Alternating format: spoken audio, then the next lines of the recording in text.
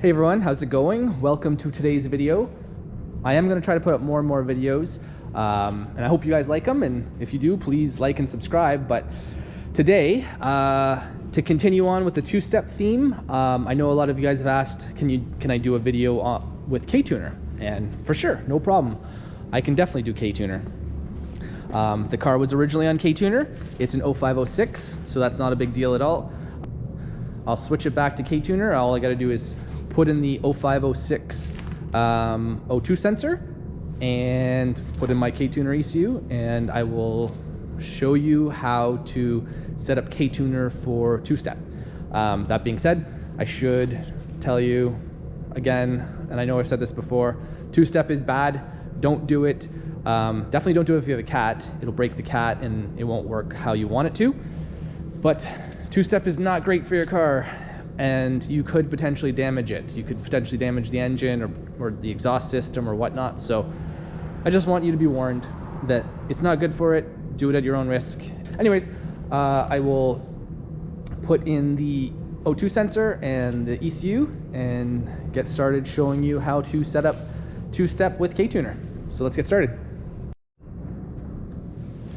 Okay, so I've switched the O2 sensor around. I took out the O2 to 04 O2 sensor that is compatible with Kpro, and I've swapped in the original 0506 O2 sensor that was in the car, that came with the car. So now I'll put in the Ktuner ECU that I have. This is what's called like the Ktuner Flash. But basically the way Ktuner and Kpro are very similar. It uses the stock ECU, and a board is added inside the ECU that allows you to make adjustments to the stock ECU. Basically turns the stock ECU into a tunable ECU. So I just have to unplug. Actually, what I'm going to do is leave everything for the Kpro as is and just unplug the adapter harness, plug the Ktuner ECU in, and we'll be able to run Ktuner now. So yeah, let's take care of that.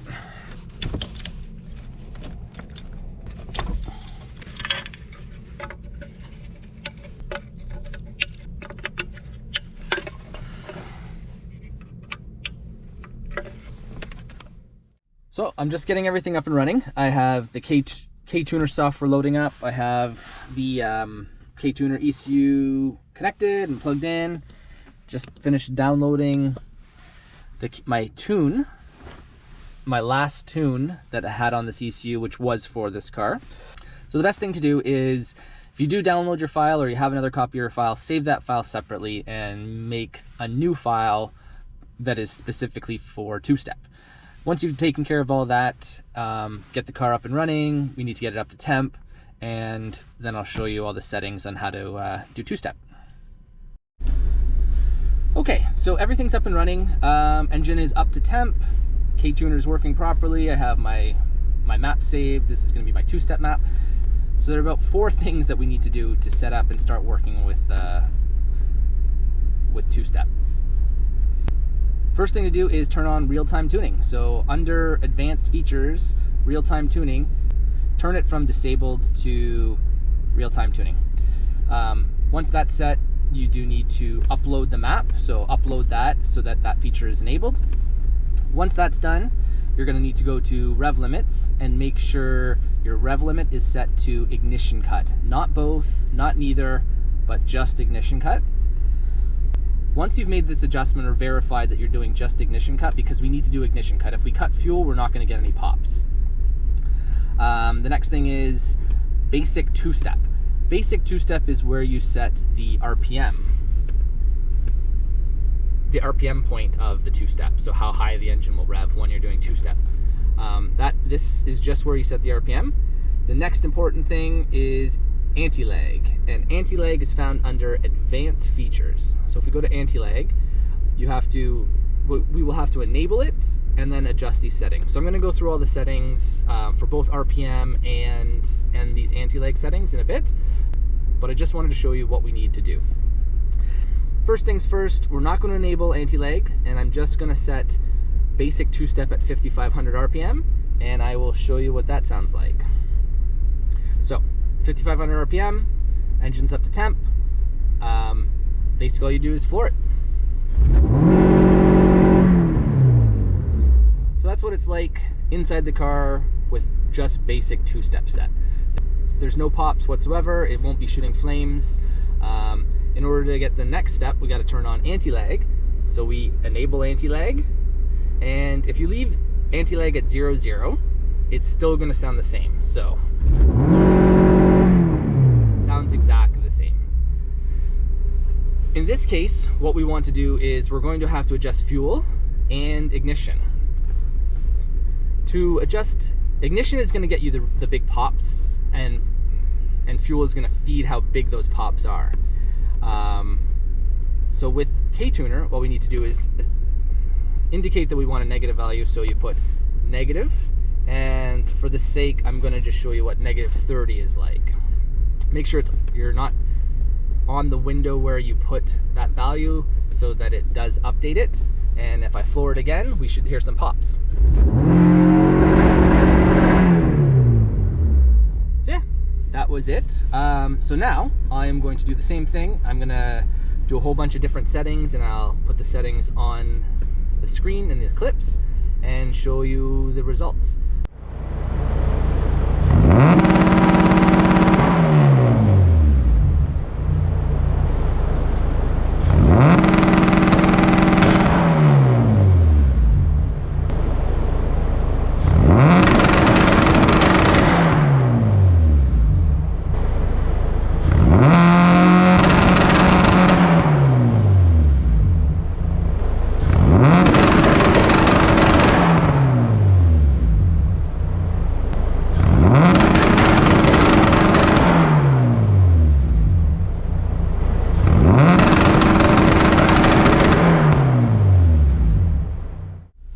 Okay, so that bunch of clips was all at 5,500 RPM for a basic two-step limit.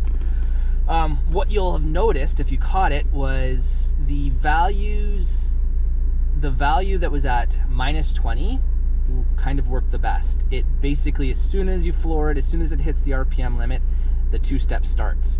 When I tried a higher value of -30, it took a little bit for the two-step to actually start. So when you're doing it with your car, one thing to watch is how quickly the pops start. If you basically floor it and it sits there without the pops happening for a bit, your ignition timing is too retarded, too negative. So try bringing that back down a bit. I'm going to continue on, and I'll show you. I'm going to fine tune it a bit. We'll try a bit higher RPM. We'll try 6,000 RPM, see how that goes. We'll fine tune the settings to see what the best settings are for this particular setup, and hopefully that will give you a good starting point so that you can use that to fine tune your setup and see what gets you the best results.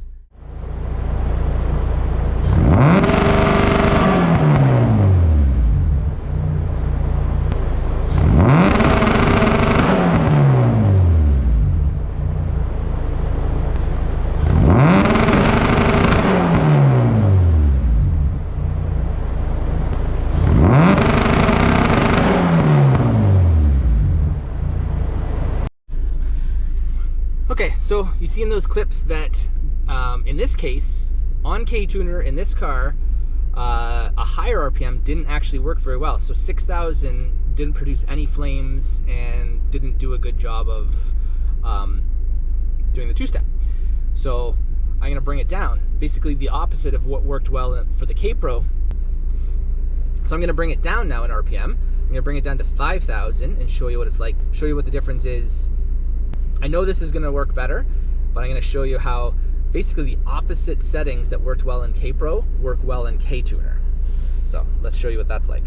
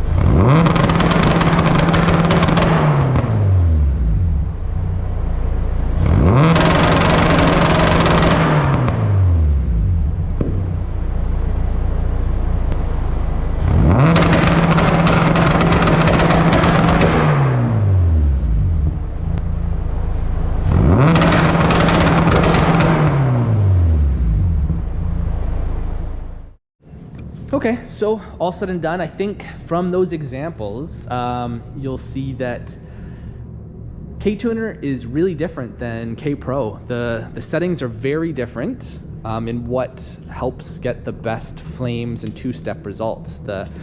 I guess the one main advantage that Ktuner has over K-Pro is because and I think it's because it uses the newer generation ECU. This is the 05-06 generation ECU versus the 02-04, and it's probably a limitation within the actual ECU.